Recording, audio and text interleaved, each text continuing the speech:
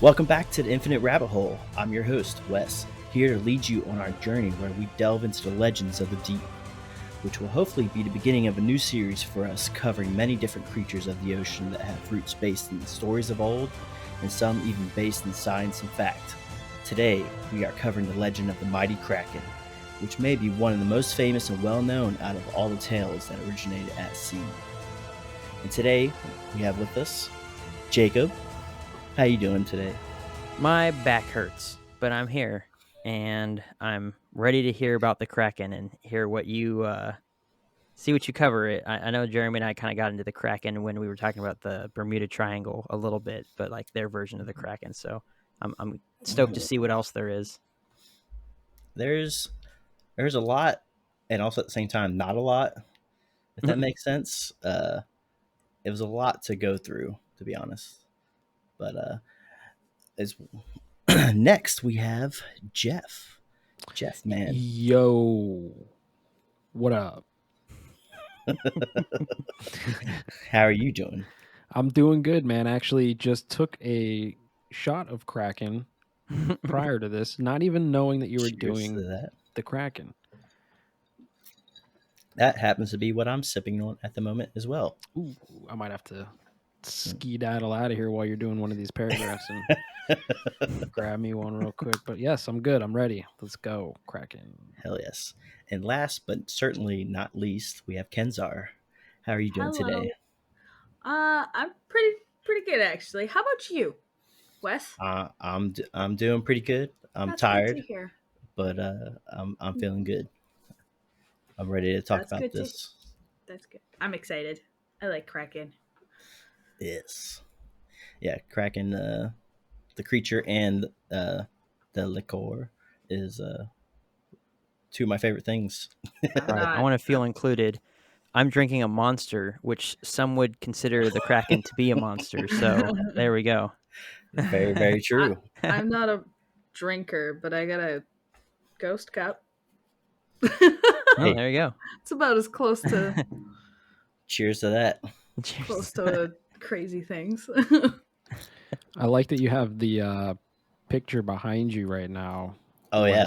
How are you doing this on this program? I tried to do it last episode we recorded, excuse me. I got a new webcam. I got a Elgato face cam, I think it's called. And the software that can be used with it called Camera Hub has an option where you can add backgrounds. So I can cool. Have this, or I can do our logo, but for some reason it looks like it's backwards. It looks regular to us. Oh, is it? Oh, to me it looks like it's backwards for whatever reason. Got an OG. So this is why you trimmed the beard and shaved that. You got a new webcam. And I got to make sure I look real fresh. Fancy. For them ladies. All right. Real fresh. Fresh for the ladies. Them YouTube ladies. Fresh for all them Bigfoot out there watching. So, yes, we are covering the Kraken. And, for me, the ocean has always been something that's held a special place in my heart. Growing up in Florida, right next to the ocean. I mean, I was literally within walking distance of the beach.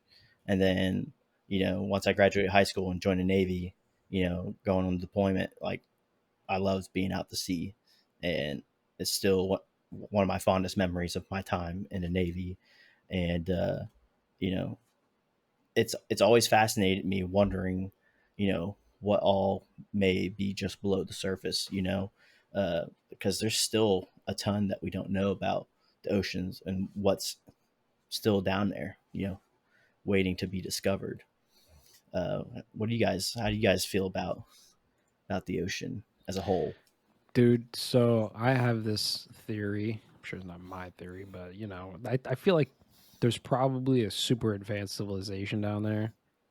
Giant machines and like in the abyss. Yeah. Yes. The Abyss is a documentary. There's got to be, or it's at least got to be like an entrance into the Hollow Earth or something down, down in the depths. But yeah, there's probably all kinds of crazy shit down there. Yeah. The Abyss is one of my all-time favorite movies. I love that movie. So good. Abyss. Yes. I mean, So there used to be the legends of like the giant squid, right? And then Hmm.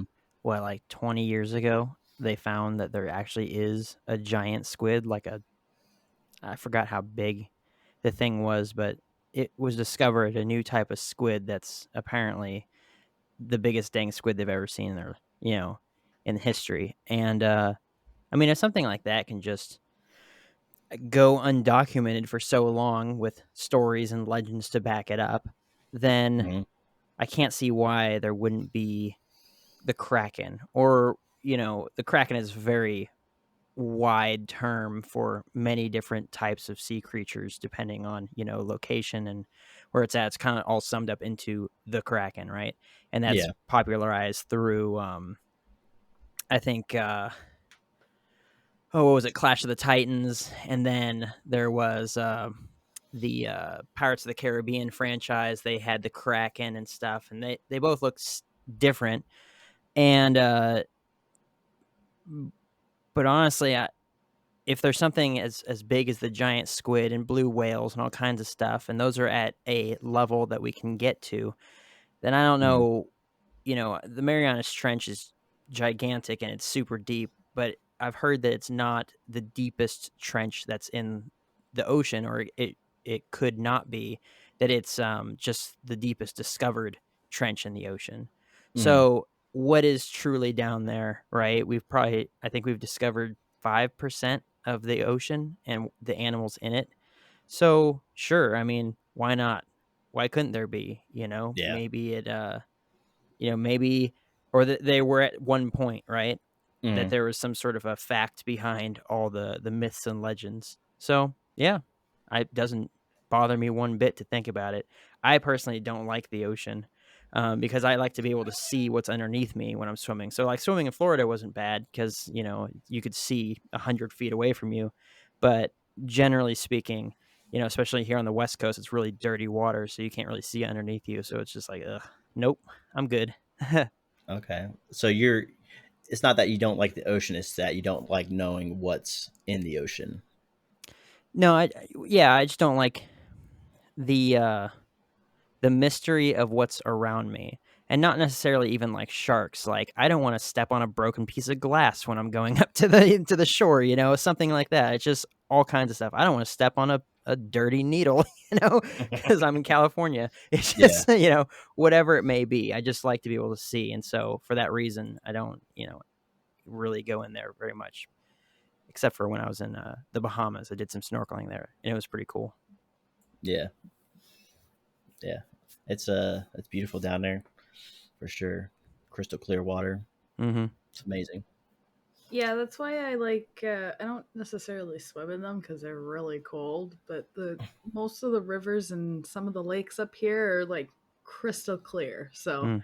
that's why I like swimming in the lakes because for the most part I can see what's underneath me.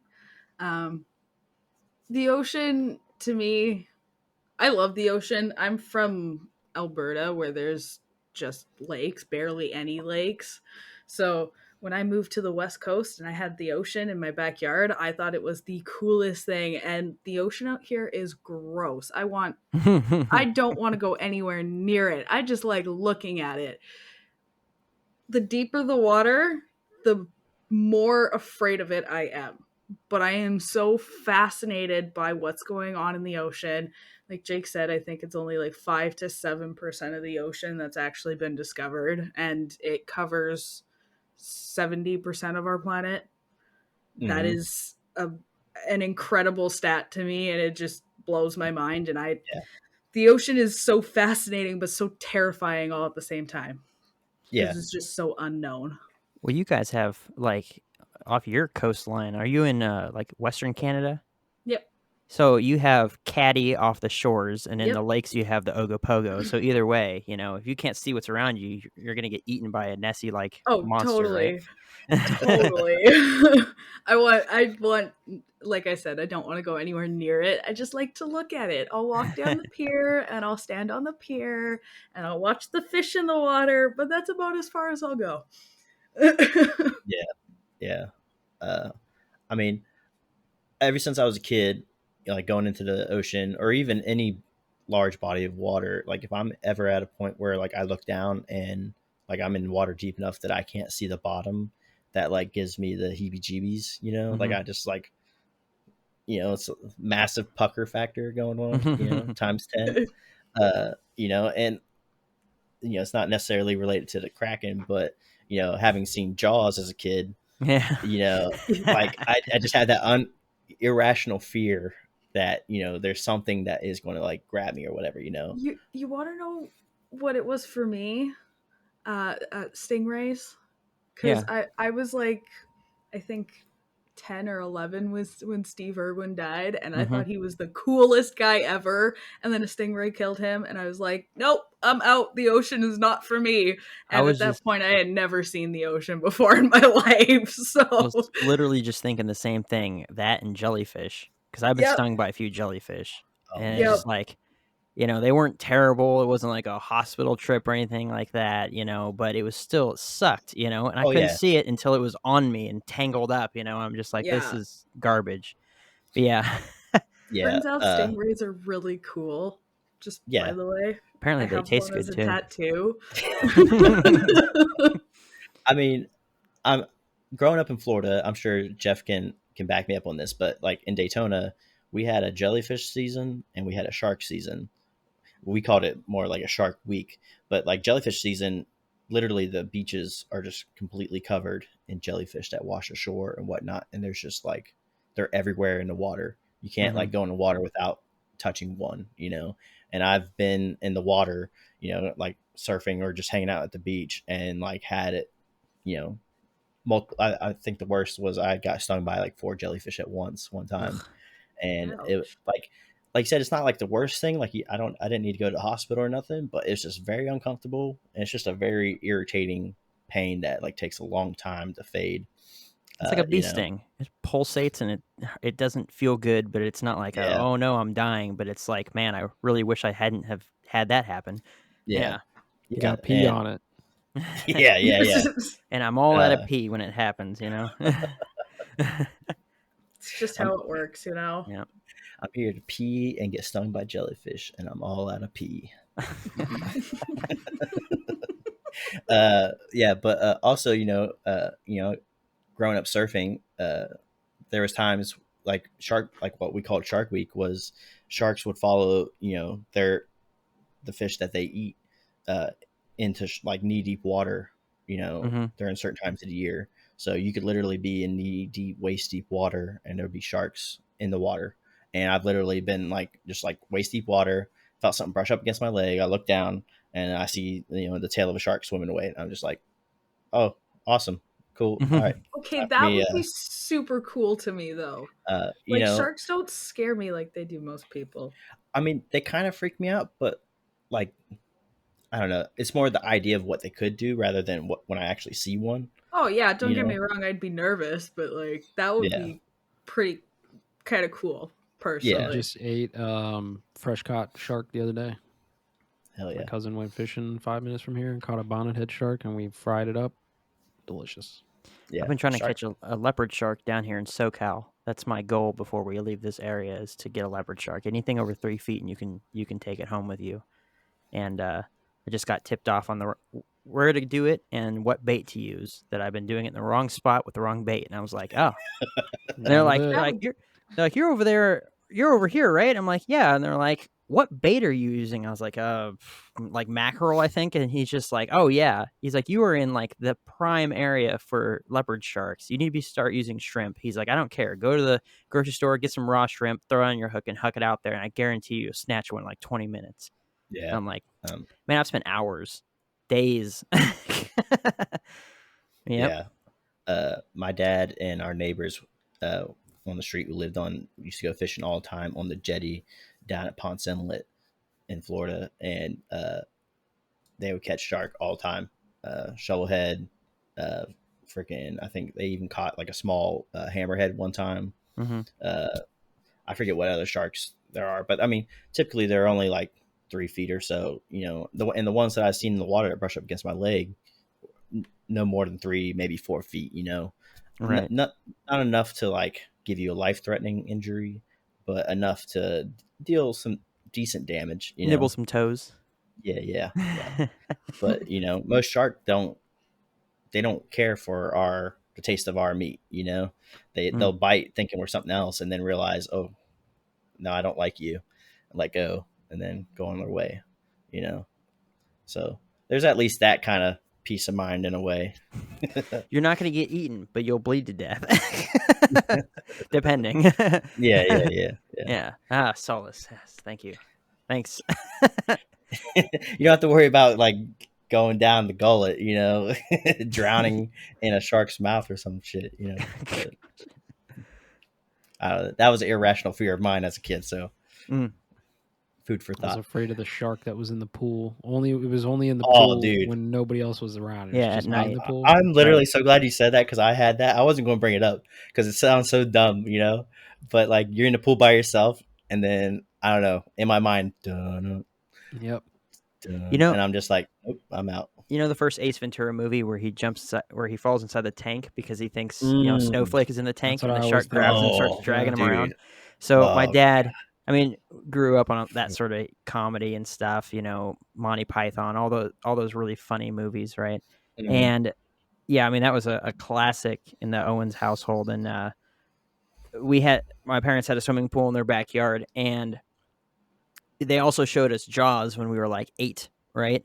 So, yeah, we go night swimming because in Fresno, California, it's middle of summer, it's 110 outside at night, right? So we're doing some night swimming or whatever, and or maybe like 100 or 90 or something, but it's still hot. But yeah, my dad would sit there like when we were kids, like he'd be like dun dun dun dun dun dun dun, and we can't see anything. It's pitch black outside, and then he goes down and grabs her legs and just starts dragging us around the pool and stuff. And it was all fun and stuff. But yeah, when no one else was around, there was absolutely a shark in there, like 100%. And I'm like, thanks. Yeah. I mean, talk about movies that scarred kids for life. My parents took me to see Arachnophobia at a drive-in theater when I was like, I don't know. Candy. I had been like 6 or 7 or something, and I am terrified of spiders to this day. I can't deal with it. Like I gotta get my wife. Man fucked me up. I gotta shut the bathroom door. I have this weird irrational fear of plants in water in general. It doesn't matter what kind of body of water it is. If there's like, I just generalize Lily it all pads. as seaweed, but yeah, like if I can see the plant in the water, I'm out. I'm not getting in that water. I don't know what it was exactly, but I was like an 8-year-old kid and I watched this show. It was one of those Teletoon late at night horror shows, and it was like a cartoon of a chick going swimming and then getting grabbed by a piece of seaweed and dragged down. And I was like, that is the end of swimming in water with plants. I'm not getting dragged down into the water by seaweed. I mean, in hindsight, it's ridiculous, but yeah. it's a me, it legit was, fear I have. For me, it was the original Blob movie.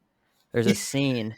Yeah, I don't know. I think it's like the 70s, but there's a scene where this guy, he's like looking over a big old kitchen sink, like in a restaurant kitchen, right? Big old giant sink, and he can hear something inside the drain. So he's like looking over it, and then this big old pink blob monster grabs his face and pulls him into it, and you can see like the pipe underneath expanding and blood spraying out of it and stuff. I watched that movie when I was like 10. And I was scared to take a shower for years. Like, my goodness, our parents. And you know what? I'm more than likely going to do the exact same thing to my kids because it's just, and the cycle continues. The cycle continues. That's right. Can't go Oh, your whole jeez. childhood and not be scared. What is this? Yeah. I want to hear about the Kraken now. Yeah. So, Yeah. yeah, let's get back to the Kraken. So I want to ask you guys, in your mind, like when you think of the Kraken, what do you picture in your mind? Like what does a Kraken represent, or Serpent. like idea of it? Giant serpent being, yeah. Like a world serpent, like a water dragon, bro. Like I think of Hydra. like a Chinese depiction of a dragon. Like they're like long with the legs and all. They're just, but they're like serpent That's kind of what I Okay. think of. Okay. The image I conjure up in my head is a giant squid. But the whole idea of the Kraken to me, every time I hear Kraken, I just think of death. Honestly. It's fair. Nice. Well, actually, I go straight to the for the life of me, I can't remember what the name of it was, but the Bahama version, which is the shark with the tentacles for legs. So, I have it written down somewhere. But it's Luska. yeah, that's it. The Luska Luska. or Lusco Yeah. or something like that. Yeah. That's what I think about. If I had to rationalize it, it could just be a massive shark that was eating an octopus or a squid and it was seen by somebody and they just put two and two together out of fear, mind playing tricks and be like, it was a shark head with tentacle arms or whatever. But yeah, that's what I think about. Something crazy, something that probably doesn't exist, but well, why not?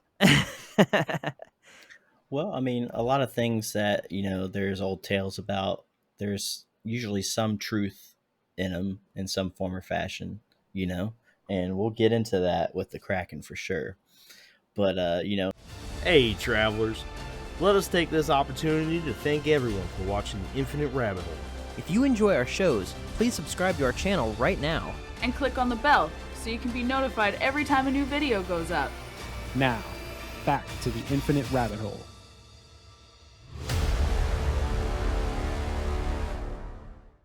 sea monsters have played a prominent role in myths and legends of most seafaring cultures on Earth. And with such inspiring ocean biodiversity, it's not difficult to see why. And there's probably no legendary sea monster as horrifying as the Kraken. According to stories, this huge, many-armed creature could reach as high as the top of a sailing ship's main mast. And a Kraken would attack a ship by wrapping their arms around the hull and capsizing it. The crew would either drown or be eaten by the monster. And what's amazing about the stories is that of all the sea monster tales, that we have, there's the Kraken has the best evidence that it was based on something real. But before we get into that, let's talk about the origin of these tales. So, if any of you had to guess, where the Kraken originally originated, what would you guess? Out of Greece. curiosity, from Greece, Yeah. Atlantis. What? If it came from Atlantis, how do we know about it to this day? We know a lot of stuff from Atlantis. That's a different episode. Tune in next week. What about you, Kenzar? I got really distracted by Jeff's Atlantis. What was your question again? Where do did it you originate? Yeah, where Where did the did it- tales of the Kraken originate? Honestly, for whatever reason I feel like it's like a Japanese story or some sort of Asian type story, Asian culture type story. They always seem to have some really cool stories. So Okay. For me, I've never really honestly thought about it. I just remember, reading about it or whatever in books when I was a kid and whatnot, or seeing it in movies, like Pirates of the Caribbean, which was an awesome depiction in my mind of what a Kraken was. But when I found out where it originally, originated from, I was honestly blown away because it originates in Scandinavian folklore, which is pretty badass in my opinion. interesting. I think Norse mythology and all that is pretty epic. Uh, but it was first mentioned in a manuscript written in the year 1180, and it was written by a Norwegian king named King Sverre. I'm going to go ahead and apologize to the listeners now because there's a good chance that I'm going to butcher the hell at a lot of these names and words because, I don't speak that language or anything like that. So I'll go ahead and apologize up front for any mispronunciations. But it was written in this manuscript, And then it was also mentioned again in an Icelandic hero saga called the Orvar Adar. I, again, probably pronouncing it wrong, but that dated all the way back to the 13th century. And in that saga, it was given the name Hafgufa, which roughly translates to either sea reek or sea steamer, due to it using its own vomit as chumming bait to attract prey fish. It was told that they would see, the ocean steaming, as it, like, they didn't know what it was at the time. Uh, but, it's believed that it was vomiting up whatever, chumming the waters to draw in its prey, and then, eating them. Uh, and it was even depicted as consuming whales, ships, and men in this tale. But there's also another creature. I'm not going to get too much into it, but there was a second creature that was of equal size, roughly, uh, but was depicted as something completely different from the Kraken or Hafgufa, however you want to pronounce that. But it was called the Lingbakur, which translates to heatherback. And when I first read that, I was like, "What the hell is heather?" uh, Apparently, that's a low-growing evergreen shrub. But according to the saga, the Lingbacher would bait seafarers by posing as a heather-covered island, and when a crew landed on its back, it would sink into the sea, drowning the crew. But getting back to the Hafgufa, or however you pronounce that, in the saga, it was said that this creature was so large that a ship could sail through its open jaws, which appeared to be nothing more than rocks. And these tales sound fantastical and are truly entertaining, but what could have inspired these tales? Could it have been a real live in the flesh creature? Well, hopefully, we can provide some insight to that in this episode. Now, the Kraken is usually depicted as an aggressive cephalopod-like creature. And for those wondering what a cephalopod is, it's either like a squid or octopus, invertebrate sea creature. And perhaps the largest monster ever imagined by mankind, capable of destroying entire ships and dragging sailors to the doom.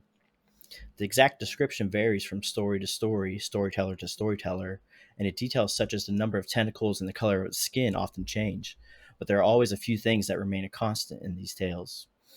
1, it's a giant monster. 2, it has a huge, terrifying mouth. 3, it lives in the sea. And 4, it comes out from the depths to destroy ships and eat unsuspecting sailors. And these tales, they don't end in Norse mythology. There are many cultures around the world that have a myth or legend about a tentacled sea monster as large as an island, capable of engulfing and sinking any ship. From ancient Greece, where Aristotle, who lived in the 4th century BC, described a large squid, which he called Teuthus, distinguishing it from the smaller squid, I guess, that they knew about, called Teuthus, or instead of I don't know how to pronounce this. I probably should have looked that up again before the start of the episode, but it's a different spelling, but it seems the same to me. But there's also Pliny the Elder, who, living in the 1st century AD, described the gigantic squid in his Natural History, with the head as big as a cask, arms 30 feet long, and carcass weighing 700 pounds. Of course, they didn't have pounds and feet back then, but, roughly translated from these tales, that's what they would equate to. And then there was the creatures called Scylla and Charybdis that Homer wrote about in the Odyssey, which, that's a Greek tale. And then there, like Jake was talking about earlier, the Lusca in the Caribbean. And in Japan, they even have their own version that's called the Akora Moi. Akora Moi. I want to say that's how it's pronounced. And then there's even another version in New Zealand, which I'm not even going to attempt to pronounce this. I'll give it a shot, but I'm guessing Teweke Mutuarangi. Apologizing to any New Zealanders out there that may be listening, but let us but know how to actually say that if that's the case. Yeah, Please. for real, please. But I find it fascinating that all these different cultures around the world have similar descriptions uh, of this creature, but these these cultures didn't have a connection with one another at the time. How is it that they're these different cultures around the world have such a similar description of this creature? Uh, I don't know, what could it be, that they are all seeing the same animal, the same creature. Um, it's hard to say, but um, I think that the most logical answer would be that they're seeing the same animal. You know, let's see. I think so.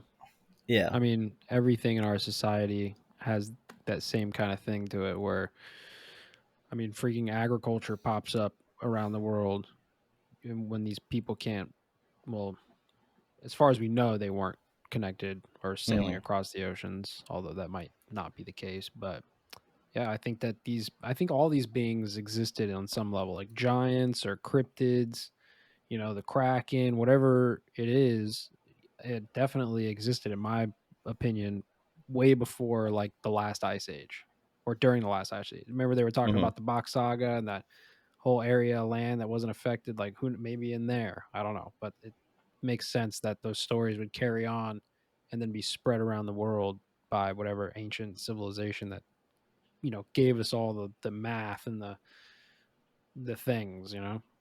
Yeah, 100%. I mean, I think the most logical thing is that they're all seeing the same creature. They just, through tellings of, word of mouth, over how many years, hundreds, tens 20, 30, 50, 100 years, thousands of years. They talk about these tales of seeing these creatures, and over time, things get exaggerated. It's just a giant game of telephone.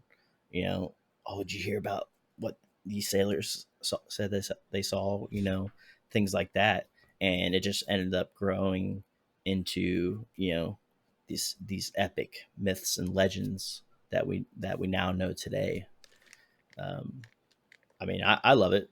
I think it's awesome, but I like to think that there's a lot of truth to it as well. That's that's my favorite part about it, is that they're based in truth. Or some truth at least. I don't know.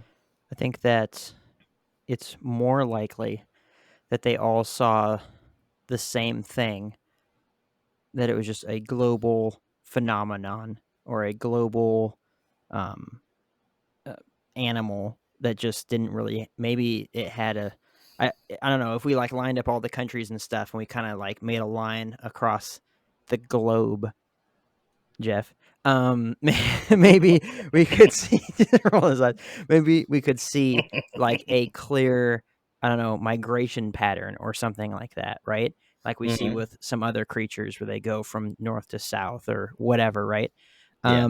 And then along with maybe not exaggerating through oral tradition, but maybe more along the lines of, there's things that are obvious mythologies and things that could very well have been real or still are real, and maybe along the lines of the mythologies of the different areas and their own various legends, like the legends of the Greek gods versus you know legends to the same degree in Asian countries, right? It's just like, Hmm. so they had their own separate thing going on, and maybe that inspired that change more so than just a game of telephone. Maybe it was more so like incorporating these creatures into their own, versions of legend and mythology that kind of gave it a more larger than life sort of aspect to it.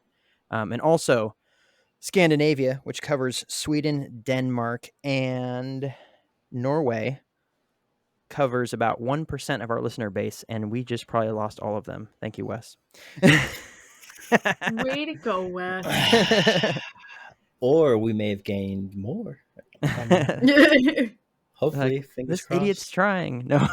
I'm trying. I'm trying. And Yeah. what's also interesting is that that area is also where the area was they were talking about in the Bach Saga, and that might be that ancient land, is that because they said Helsinki was the North Pole. So that Hmm. Mhm. that area is the area. So if that's where the stories originate, maybe there's some truth to the Bach Saga, and that this ancient culture who saw these things, somehow survived 100,000 years worth of cataclysms, and in that area. Yeah. I mean, I like to think that, back during these times, you know, a lot of people think that they know enough about the world that, you know, I don't know. They think they know everything there is to know, maybe, and then all of a sudden they see this creature that is unlike anything any man, woman has ever seen ever in their life. It's going to be revered. It's going to be almost like a maybe almost like a godlike figure in their life from that point forward. All of a sudden this thing appears, and then just as quickly as it appears, it disappears or whatever. I think it's fair to say that it just becomes a part of that culture from then on. And that's maybe why these tales grew from you know initially seeing these creatures to what they are now. And also, you know uh, they talk about how it is able to drag a ship down, or capsize an entire ship. How big were ships back then?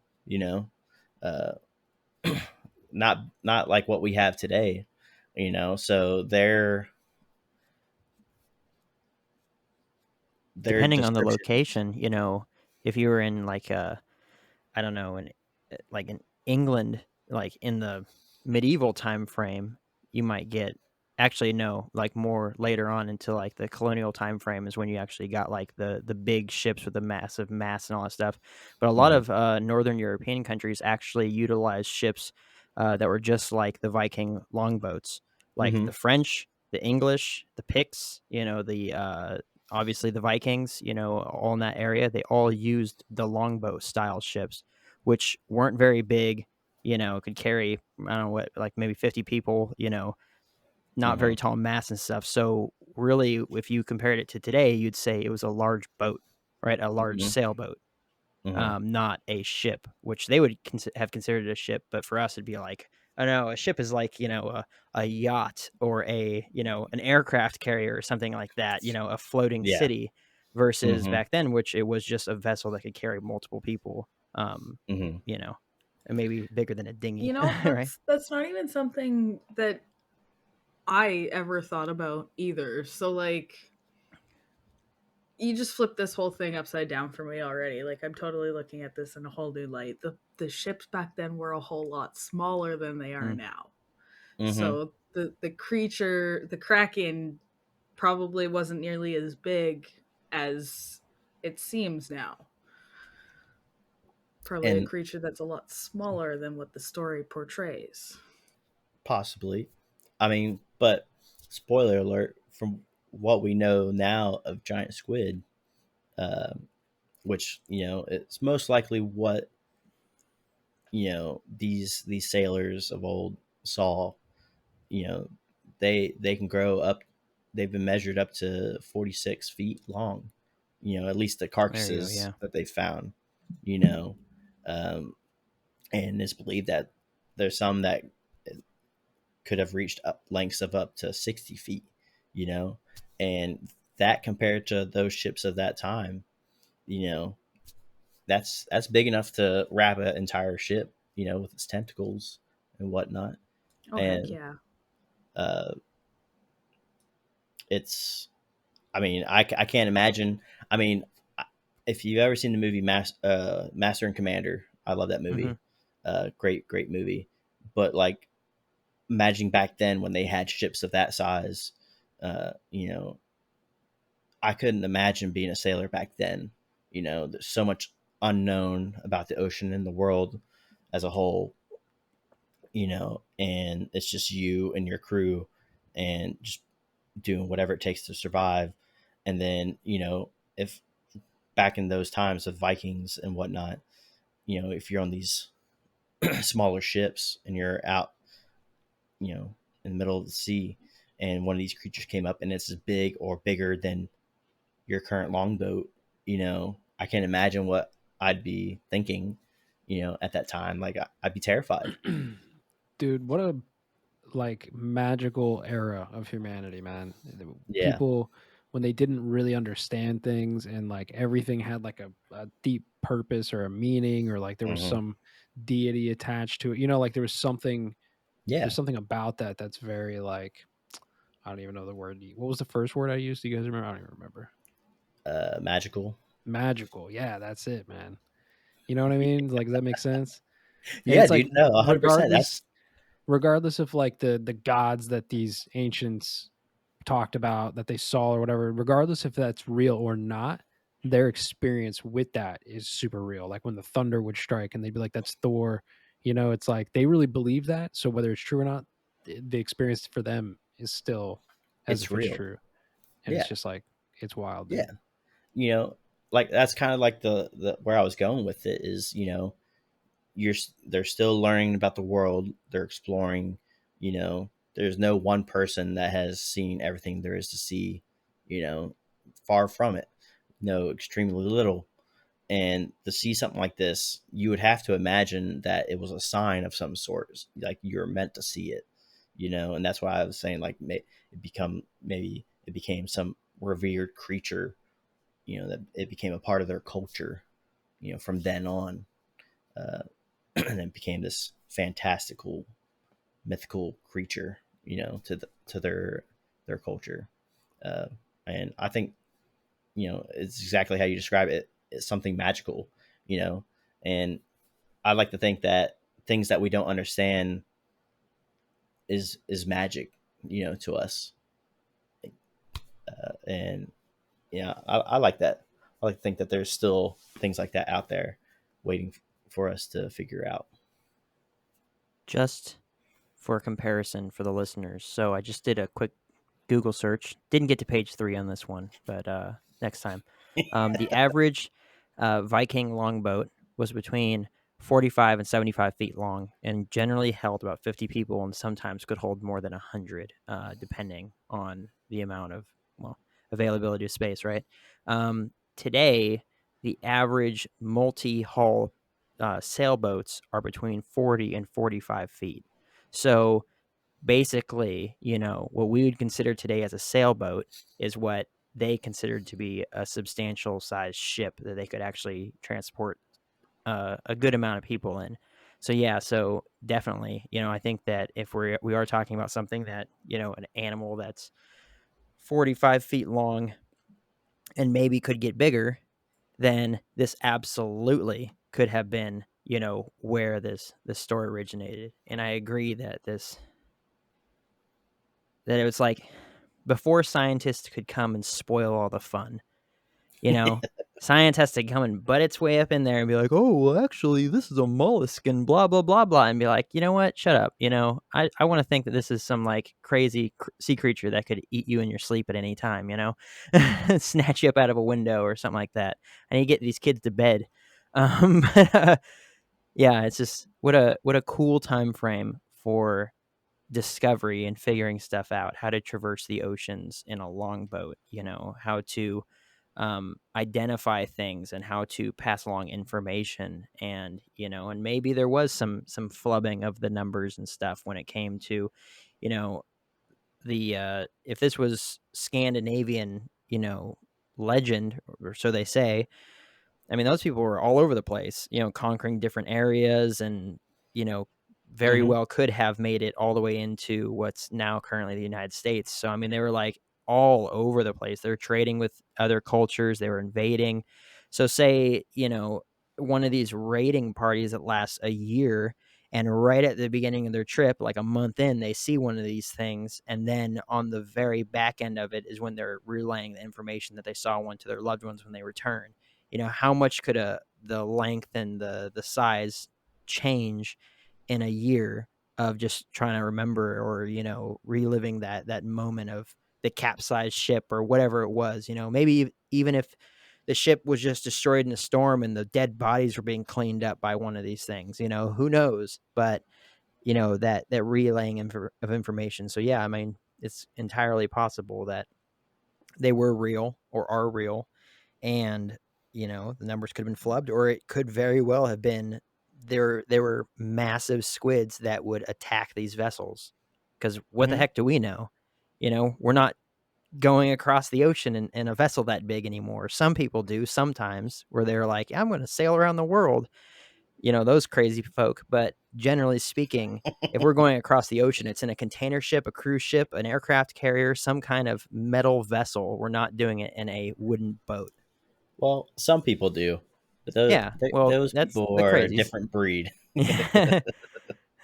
Yeah, I mean, they're much braver than me, and the people of this, Oh, definitely. this time period. I mean, man, I can't even imagine just like you just the open ocean, and you're just like, I'm just going this direction to see what I find, and not knowing what waits for you out there, and that's just like mind Not blowing only for that, me. not only not knowing what's out there for you, but thinking that there's something out there for you. Oh yeah. Thinking that Medusa's out there somewhere, thinking that the Kraken's out there somewhere. You know what I mean? Like, and they believed it. Yeah, I mean, yeah, that's an excellent point. Start trading with the Greeks and hear about the harpies and be like, the what now? They were trying to find a mermaid. Right? Yeah, I mean, it's crazy. I mean, we would consider it crazy now in modern times, civilized times, but I mean, that's just what they did. And honestly, I think the human race as a whole is all the better for it, that there is those who are willing to just venture into the unknown. For sure. It's amazing. Most of us wouldn't exist if that hadn't happened. If we all just kind of stayed in our tribes or our groups and never really spread out anywhere, most of us wouldn't exist, because most of us are combinations. I've only met a few people in my entire life that were like pure blood from like the area where they were from originally, like 100% Irish, or something like that. Most people are a combination of a lot of different, genetics and things like that from all over the place. So a lot of us wouldn't exist if that was the case.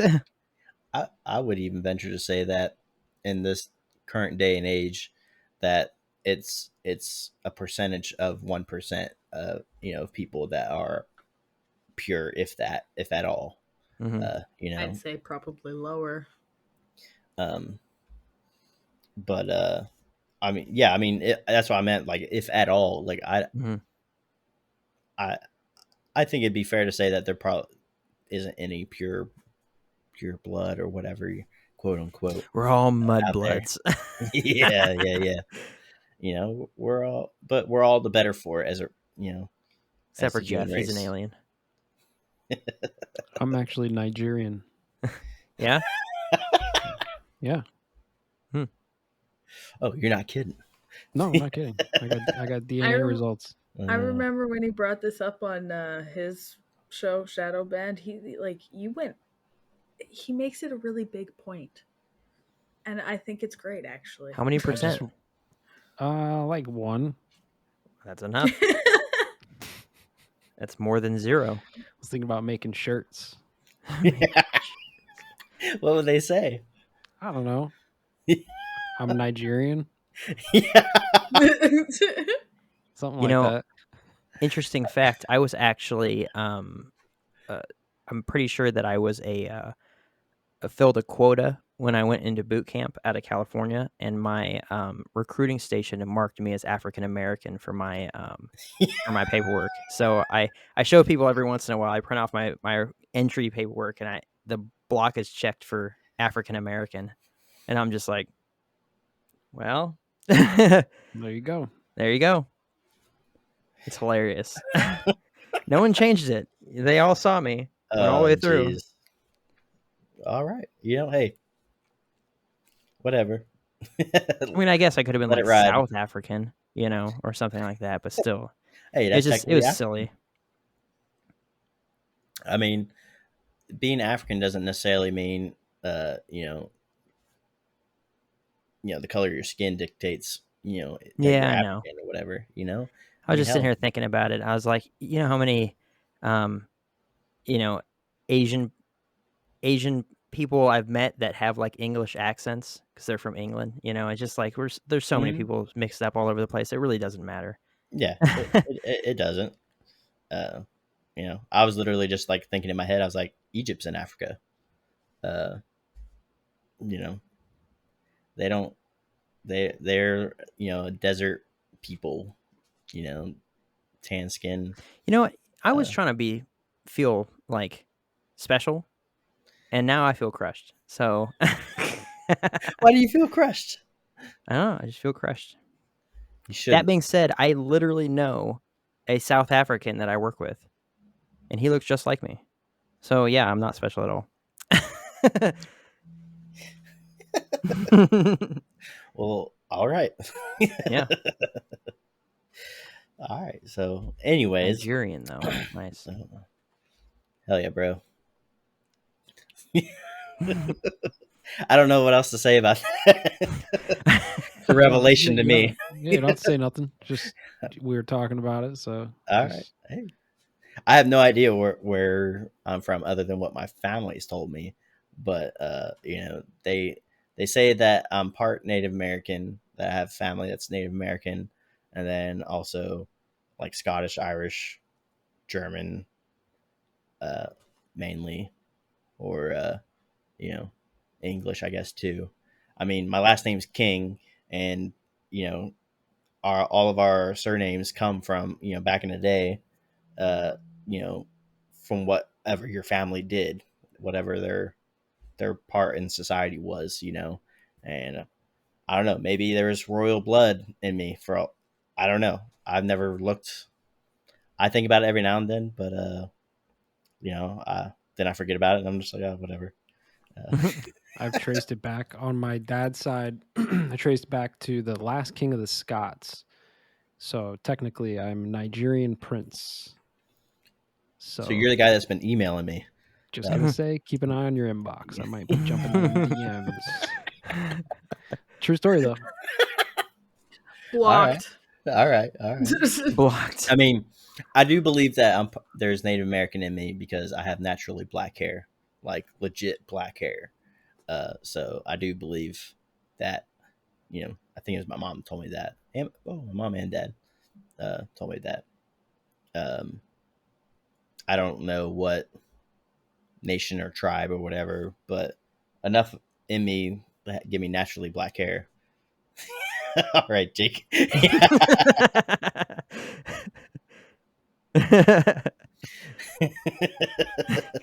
No, I'm for real.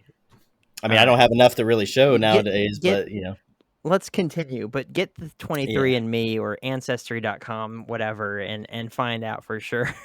You don't have to speculate anymore. You could just know. Yeah, but that costs money, and I can I spend want to money do that, on but other things. I'll send you both something, and you can spit into a little vial and send it off, and then find out exactly who you are, and be like, "Wow, I'm They use exactly what I that- thought." They use that DNA to make clones of you. I was just gonna say it just Then my sketched me DNA's in out. the That's why I system. don't want to do it anymore. Then they have your DNA forever, Jake. Oh well, You remember Star Wars, the clone army? they don't want me. I'm too lazy. Oh, Oh, anyways. okie dokie. Carry on. So now that we've talked about the first origins of the Kraken and later tales told from other cultures around the world, let's get into some science and fact. That's one of my favorite parts about all of these tales, that there's a lot that is based in fact, or at least we can now say was based in fact. So scientists, archaeologists, and literary scholars alike believe these early sailors really did see a giant creature that terrified them, and that the Kraken from tales of old was most likely a giant squid, which can grow up to 46 feet long and weigh over 600 pounds, with some scientists estimating that the largest of these creatures can reach up to 60 feet in length and weigh up to 1,000 pounds. Now, I don't know about you, but I mean, 60 feet, that's freaking huge. I mean, if I came across something like that in the ocean today, I would definitely poo my pants. Just imagine like a 100%. semi truck with the trailer. That's Yeah, roughly like yeah. A little it's bit over, but yeah, roughly about 60 feet there, yeah, which is that's big. huge. Yeah, like I was literally going to say, to put that in perspective, that's longer than a school bus. And that's pretty nuts. Now it's hard to really say if there ever was a giant squid large enough to take down whole ships or not, because even to this day they remain extremely elusive, and to the point that they were first filmed in their natural habitat in 2012, which wasn't that long ago, and in the grand scheme of human history. But the very first time they were ever caught on video at all was in 2006. And that was one that was at on the surface of the ocean, which scientists believe that when we've seen them, in that shallow of water, is due to them either being sick, injured, or something like that. So, you know, the way they act or whatever may not be how they, their actual temperament, at their what's the word I'm trying to think of, in their native, depth, I guess, natural depth, natural habitat.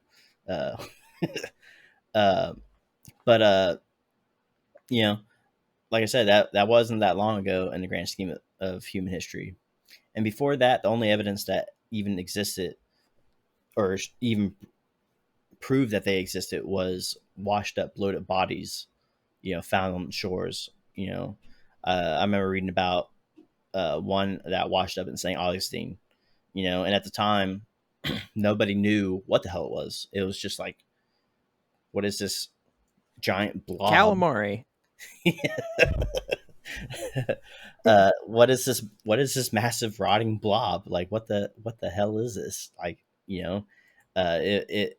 I imagine people's imaginations were just, going nuts with what it could have been, But from what we know of giant squids today, it's easy to see why sailors would have found them terrifying. Imagine being out to sea and to look down at the water and find a creature with 8 arms, 2 even longer feeding tentacles coming off their body, which is called the mantle, has been recorded to be over 7 feet long by themselves. So that by itself is already larger than any man, except for the few exceptions, and basketball players and whatnot. Giants. Yeah. Giants. All Nephilim. those Giants. giants. The giants. Bring it all back to giants. With the body itself being 7 feet long, that's massive. And then 2 eyes as large as dinner plates, which, they have the largest eyes in the entire animal kingdom. They've been recorded up to 1 foot in diameter. Like, that's nuts. But it makes sense when you take into account their natural habitat is way down deep, where there's hardly any light at all, and so their eyes are much bigger to allow them to take in as much light as possible to see their prey, to be able to hunt. And to me, it's just extremely fascinating that such a creature exists, and in the modern day, we know hardly anything about them. But one thing we do know is that the main predator to the giant squid is the sperm whale, which by itself has fantastic tales. The most well known being Moby Dick, which I read as a kid, and it was written in Old English, and it was nearly impossible to read. I had to use a lot of context clues to understand what the hell I was reading, because it didn't make a whole lot of sense. But sperm whales by themselves are the largest of the toothed whales and the largest toothed predator in the world, with males averaging 52 feet in length, and some having been recorded being up to 68 feet in length. And how do we know that this is the natural predator to the giant squid? Well, because we found their remains in the stomach of sperm whales, and even giant sucker scars in the whale's skin, which to me is like gnarly as hell. Like, but like totally like, I don't know, just badass at the same time. Like that's sick. You know, there's lots of animals, seafaring animals, I should say, that bear the scars of contact with other animals or even humans. You know, from manatees with prop scars on their back to sharks that there's been sharks that are like missing parts of their body from fights with other sharks or other larger predators. Who knows? But these scars on the sperm whales, just it can only mean that they've come into contact with one another, and the giant squid is one of the main prey for sperm whales. It's not to say that giant squids are going after sperm whales either, but I mean, if it's being attacked by a giant whale, of course it's going to try to defend itself, because who wants to be eaten? you know but I like to imagine uh what that would be like, being something like straight out of 20,000 Leagues Under the Sea. Like such a great story, and that's one of the many reasons I love the ocean. Maybe Stuff like that. Maybe that's why it attacked these ships, because it looked like a sperm whale. And it's like, oh, that fucker's coming to get me. I better get it first. Yeah. There you go. I just solved the problem. It's a very real possibility. I mean, most shark attacks, happen with surfers, which from down below, looking up, a surfer on a surfboard looks like a seal. So it could be as easily explained as being a stake of mistaken identity. I don't know. It's a good question, but we don't know enough about them to really say for sure 100% one way or the other. Throw some longboats out there and see if those instincts kick in. Let's do this. Science. Experiment time. I mean, there's literally at any given time, thousands of ships out to sea, big and small, I would say. I mean, and there's still stories reported to this day of strange things seen at sea. So who's to say that it's still not happening? It's up for each one of us to decide on our own. Boats go missing a lot in the ocean. Mm-hmm. So who knows? All those earth farts. Anyone who's listened to the Bermuda Triangle know that there's massive methane bubbles that are released from the crust of the earth, and then they capsize ships because they pop underneath them. Yeah. Earth farts. Yep. It's a good description. Wonder what they smell like. Whatever methane smells like, I suppose. Farts. Jeez Louise. Your last words are blaming the person next to you for ripping a massive fart, then you fall into a 1,000-foot chasm because the bubble pops underneath you. Whoever smelt it dealt it. You said the Brian. You did. That's right. They're probably laughing before they drowned. Then they're oh shit! Could you imagine that? A colossal squid coming after you?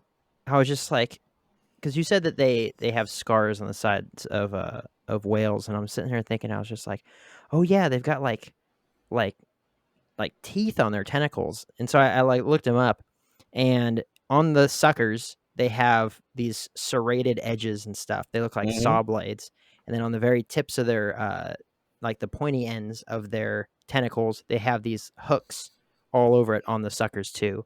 So basically, they just grab and drag. Could you imagine, like whether it was back then or today, who cares? But, say you fall off an aircraft carrier, and then there you are waiting for the search and rescue team to come pick you up. But instead of them coming to get you, you get wrapped around your body by suckers with claws and teeth and just pulled into the depths. See? I That would honestly suck. don't Dibs think out. about that. Dibs out. Let's all And go surfing. to Dibs me, out. more terrifying than the tentacles themselves is the beak, and behind the beak is a mouth with teeth. Also, you Mm. know, like I don't want to imagine that. They have the 8 arms, and then 2 extra tentacles that are longer than their 8 arms. That can shoot out and basically grab you and just bring you in, and then Mhm. all you see is this giant gaping beak. Like hell no, hell no, hell to the no, no. Nope. No, thank you. You know, um, um, yeah, I don't want to imagine. I mean, I'd love to see one, but like maybe in like a museum or something. I mean, I believe in the UK, I think it's in the UK, they have a preserved body of one. And it's like full length, or at least the length of what's preserved of the body, Mm. and it's like 46 feet long, or something like that, or 43 feet long. Uh, and I'd love to just be able to see that in person, because it's one thing for someone to tell you, oh yeah, this is 46 feet long, but then to see it in person gives it, where you can actually see and feel its scale in person. Like that's a whole another thing by itself. That's a big dang squid. That's a huge squid. But that's about all the info I have. I mean, like I said earlier in the beginning of the episode, there's a lot of info, but there's also not a lot, because like I said, there's still a ton that we don't know about the giant squid, and it's still, it's an elusive creature that sightings of it are very rare. First ever time being videoed was 2006. First time ever being videoed in its natural habitat was 2012. uh it's pretty crazy, but it was first talked about all the way back in the first century. uh it's crazy. um and it seems that it's remained unchanged for the most part, uh from how it was described back then, those legends and myths. But I hope that we find out more about it in the future. I I would love to you know know more about it. It's a fascinating creature. The ocean itself is just mind-bogglingly awesome. uh and yeah, I mean, what do you guys think, knowing that it's miss or most likely based on the giant squid? I mean, it makes sense, and I guess just for like my final opinion on it, it's actually the same as when I started. To be honest, I still fully believe that there are things in the ocean that we just don't know about. Probably big things too, massive things, maybe even aliens. I don't know, but the idea that it gets carried on generation to generation, culture to culture, it's just I'm sure that there's something down there. Could be a giant squid. And if they've seen some that are nearly 50 feet, and they estimate, oh, it could get up to 70, 80 feet maybe, go back 1,000 years. How do we know there wasn't one that was 500 feet? you You know know, I'm glad you brought that up, because I was thinking earlier when we were talking about it. The first tales about this were how many thousand years ago. And we talked about this in the giants episode. I mentioned that you know thousands of years ago, the oxygen content of the atmosphere was much greater than it is now, which allowed creatures to be way bigger than they are now. Mhm. I mean, the fact there was, bugs and insects as big as, Volkswagen Beetles and whatnot. Like which we is know, terrifying. yeah, which is crazy. So if it could be insects and other creatures being this large, why not sea creatures as well? I mean, we already know of the megalodon Mhm. being this massive predator back back then, uh, but it's not around today because it's, well, at least we think it's not around today.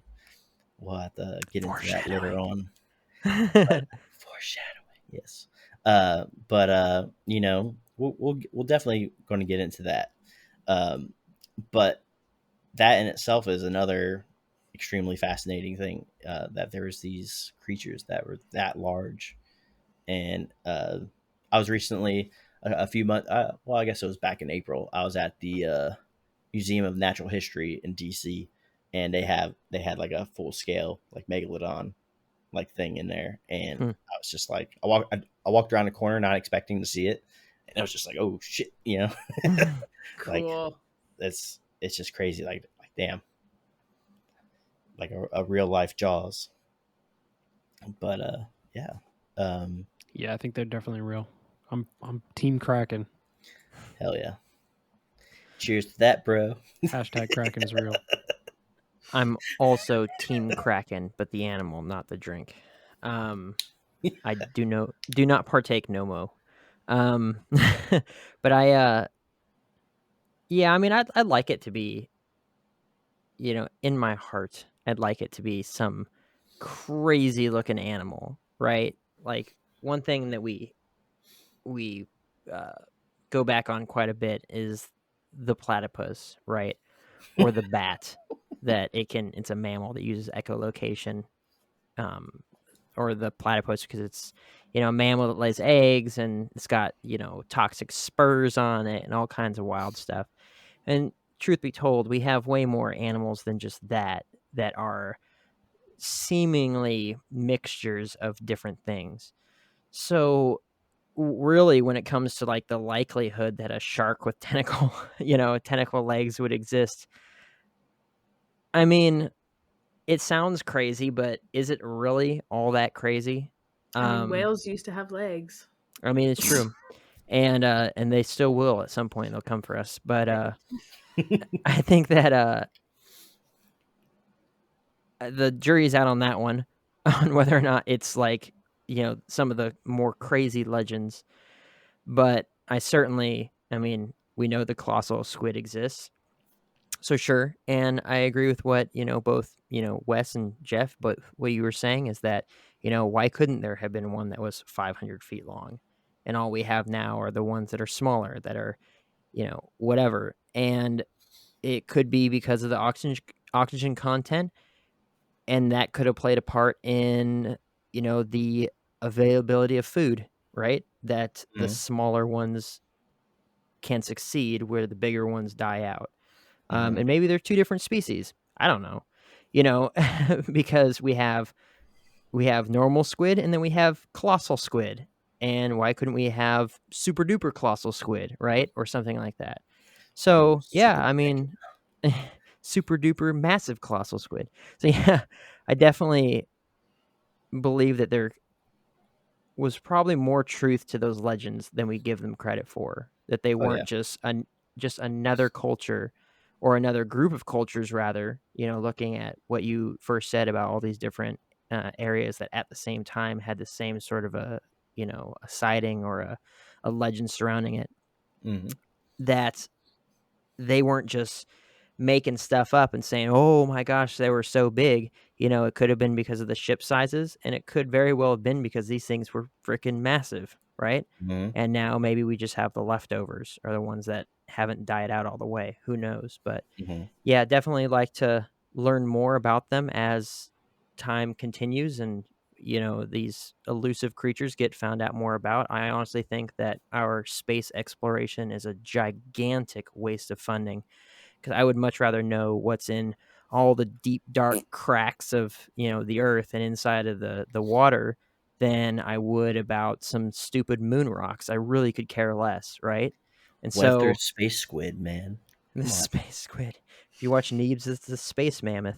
But Jeremy will get that. But yeah, yeah. I mean, I'm on board. I like it. I like the conversation, the topic. I think that it's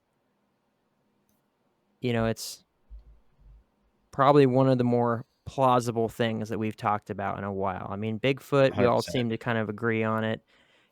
We try to not be an echo chamber, but when it really comes to things that are like very suited, or put in reality, like a scientific discovery that who knows, this could be very well the definition of cryptozoology is an animal that's unknown to science, but there's legends about it and stuff, and then scientists discover it, like in 2012 by accident they see a colossal squid on a camera underwater. So yeah, there you go, cryptozoology.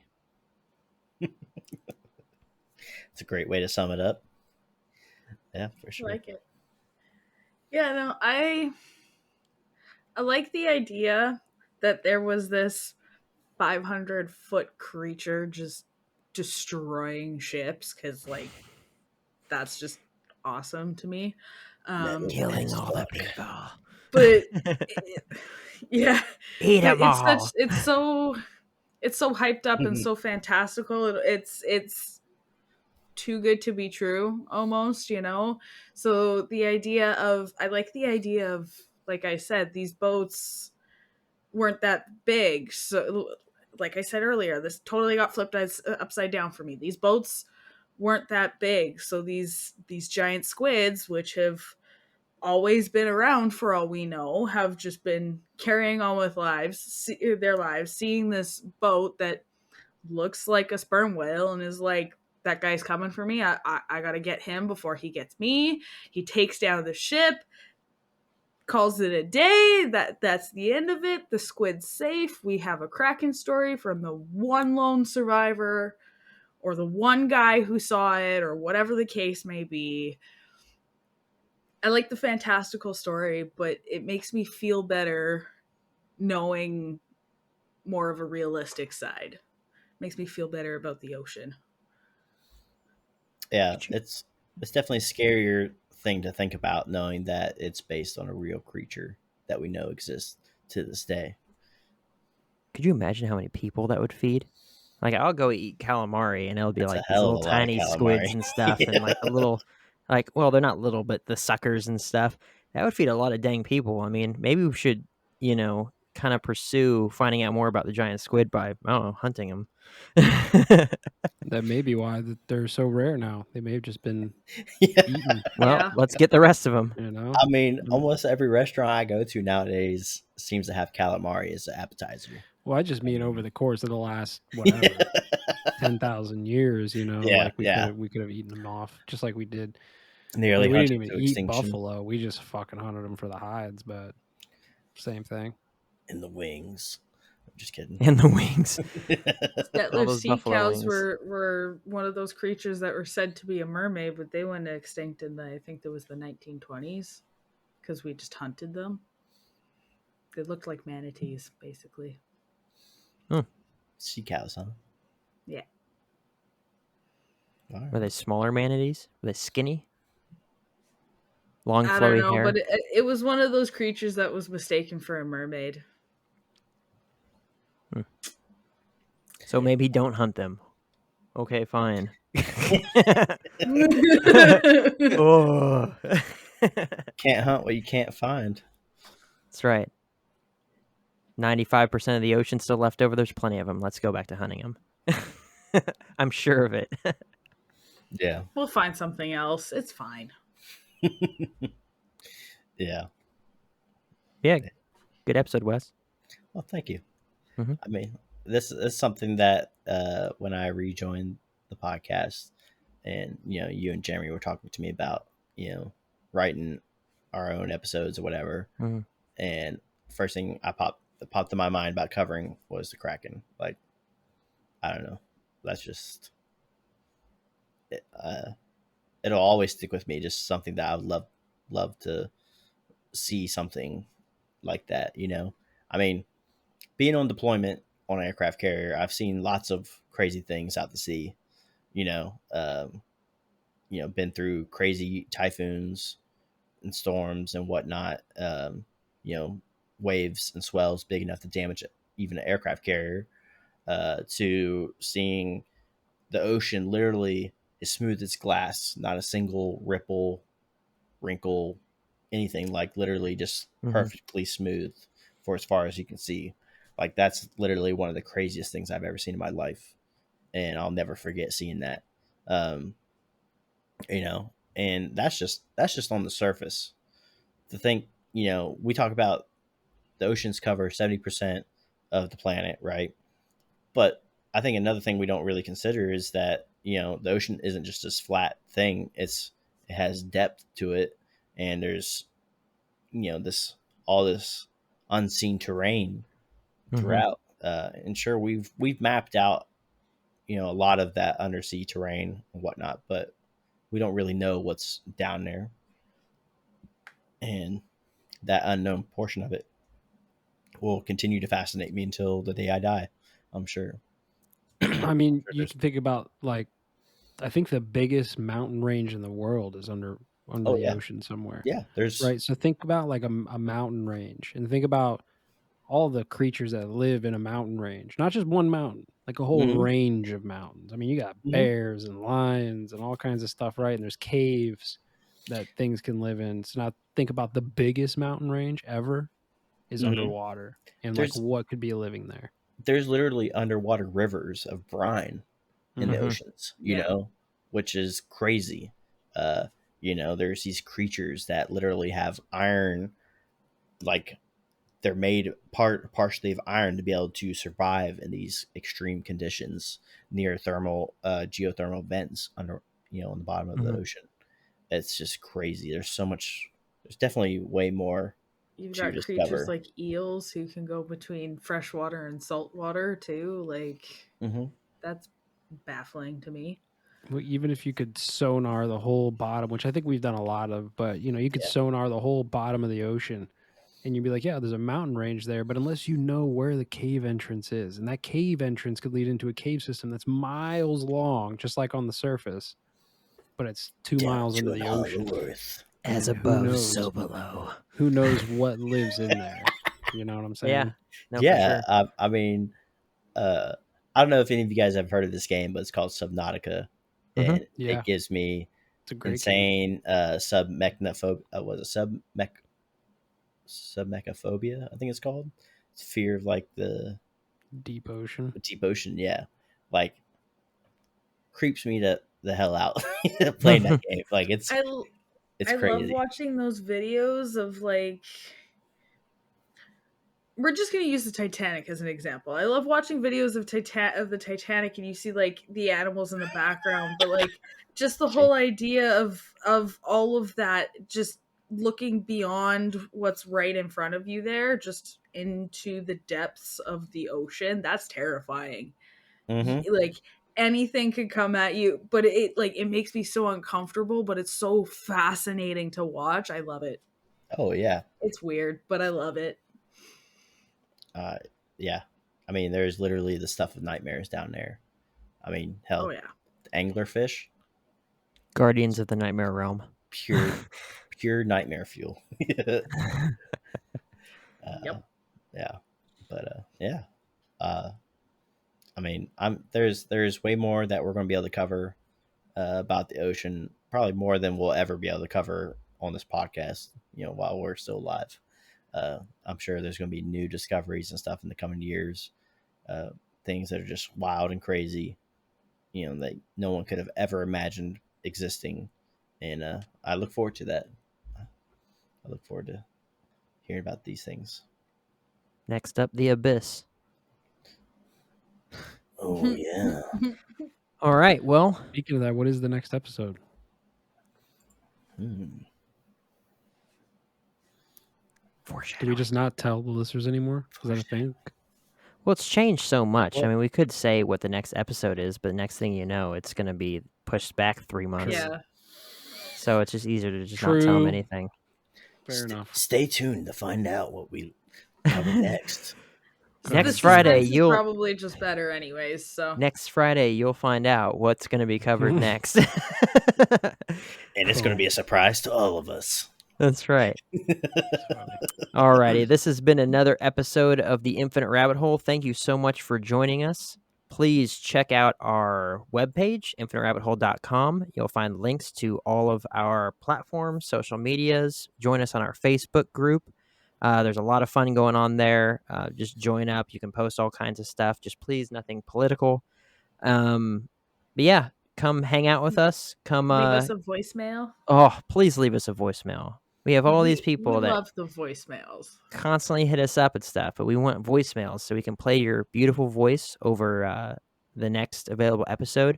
Like, even if you have a business, and you want to promote it, free advertising. This podcast rakes in about 300 listens to 600 listens, audio only, and then our video version gets about 1K plus every single time. So if you have a small business that you want to broadcast and you want free advertising, leave us a voicemail. Say, hey, I'm Joe from whatever podcast, or I'm, Stacy and I own X, Y, and Z business, and you're listening to Infinite Rabbit Hole, and we will put that on the next available episode, and we'll cycle it through so you'll hear it a few times.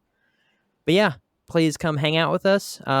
Hit us up on our website. There you can find all your Infinite Rabbit Hole merch. Kenzar is wearing one of our shirts, and so am I. It's Probin time, and she's wearing Bigfoot's favorite podcast. But thank you for joining us down this path of the Infinite Rabbit Hole, and we will see you next time. Bye. Bye. Bye. Bye.